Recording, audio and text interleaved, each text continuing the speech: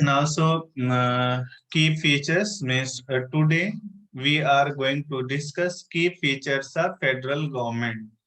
Means what criteria federal government have, yeah, which country can be called federal government. So if any country will have all these features, so that country can be called federal country. So first there is a two or more levels of government that we have discussed. After that here, these are different tiers of government govern the same citizen, and every level of government they have their own jurisdiction in case of legislation, taxation and administration. Now jurisdictions of the respective level or tiers of the governments are specified in the constitution, means the power of jurisdiction of each level is specified in our constitution. They have constitutional power in case of jurisdiction, so that is guaranteed to them. Fundamental provisions of constitution cannot be changed unilaterally. This we were discussing this yesterday.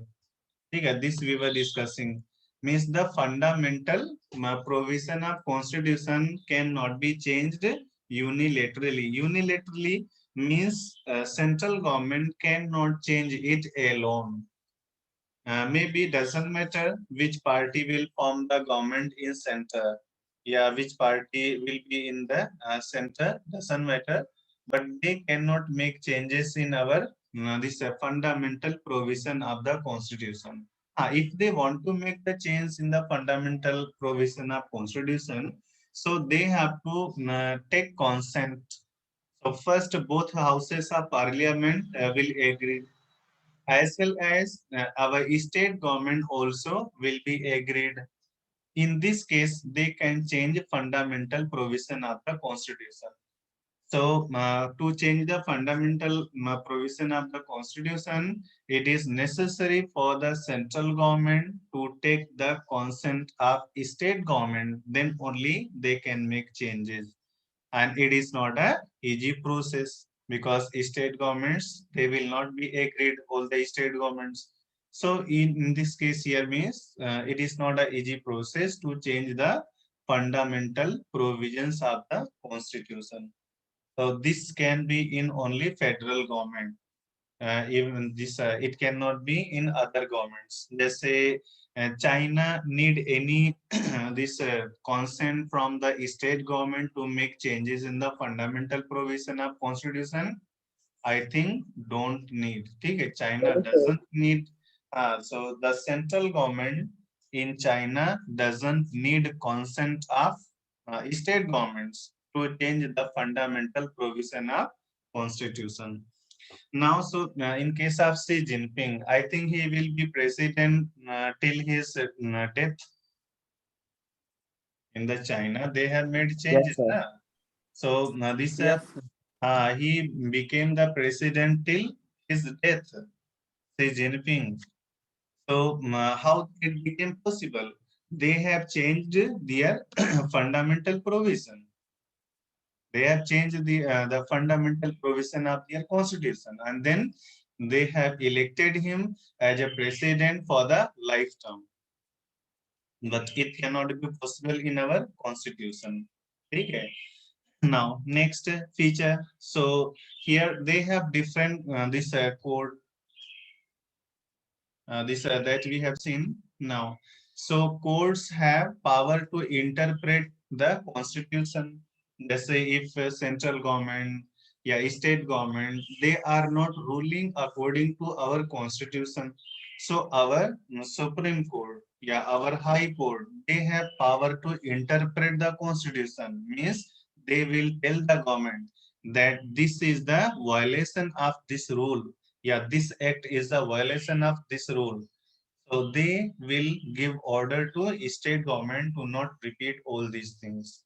So means if any government, central government or state government, they are ruling against the constitution, so on this our court, they will interpret the constitution and they can give them order. So this power our court have, our judiciary have. and here highest court act as an umpire. Okay, so this if any dispute will arise between these two levels of government, they say if any dispute will arise between central government and state governments, yeah, between this state government and state government. So if any dispute will arise between state government and state government, yeah, state governments and central government, so that dispute will get settled by the Supreme Court. Okay, means highest court in our country. So in the case of highest court, Supreme Court is the highest court. So highest court means Supreme Court will settle the dispute which will arise among these different levels of government. Okay, which will arrive these are different levels of government. Now, after that, here in case of sources of revenue for each level of government are clearly specified to ensure its financial autonomy. So, sources of revenue are this specified, means it is clearly given that in which field central government can take revenue, yeah, taxes, and which are the state government's taxes, so that they can collect it. So, in case of financial autonomy, this their sources of revenue are clearly specified. Now, next, federal system. So here we have seen that federal system has dual objective. Which are the dual objective? Because of federal system, this our unity in the country is promoted.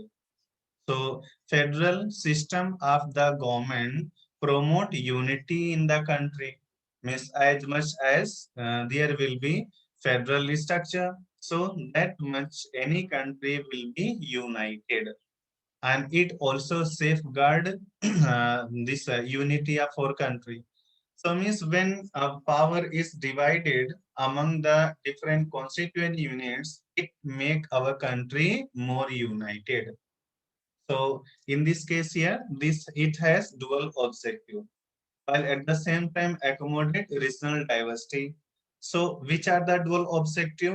First thing, federal system of the government promote unity, as well as it also accommodate regional diversity.